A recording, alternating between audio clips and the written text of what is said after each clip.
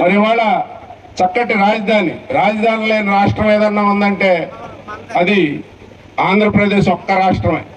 ఇక్కడ రాజధాని కట్టకుండా మరి పచ్చి అబద్ధాలు కూడా బాగా పెద్ద అబద్ధం ఆడేశారు జగన్మోహన్ రెడ్డి గారు. ఏం చెప్పారు?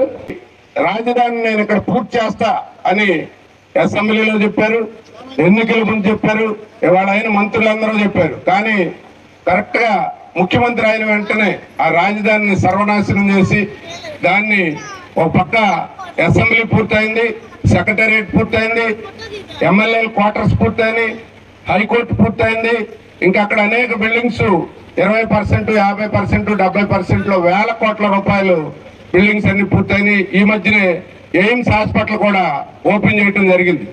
అంత మంచి రాజధానిని 3 రాజధానులని 5 ఏళ్లు గడిపేసి ఎక్కడ రాజధాని లేకుండా సర్వనాశనం చేశారు. రెండోది అన్నిటికంటే పెద్దది పోలవరం, దాన్ని పాడు చేశారు అనవసరంగా. 2 సంవత్సరాల్లో పూర్తయ్యే పోలవరం చంద్రబాబు నాయుడు గారి హయాంలో మరి దాన్ని పరుగులు పెట్టించి ప్రతి సోమవారం కూడా దాని మీద రివ్యూ చేసి మరి ఒక్కరోజు కాంక్రీట్ ఎక్కువ కాంక్రీట్ అయినన్ని క్యూబిక్ మీటర్స్ వేసి గిన్నిస్ బుక్ లో ఎక్కించిన ఘనత మన నారా చంద్రబాబు నాయుడు గారికి దక్కింది పోలవరం ప్రాజెక్ట్. మరి తర్వాత చూస్తే ఆ పోలవరం వదిలేశాడు. జగన్ గారు అయితే అది ఎప్పుడు పూర్తి అవుతుందో ఎప్పుడు చెప్పట్లేదు.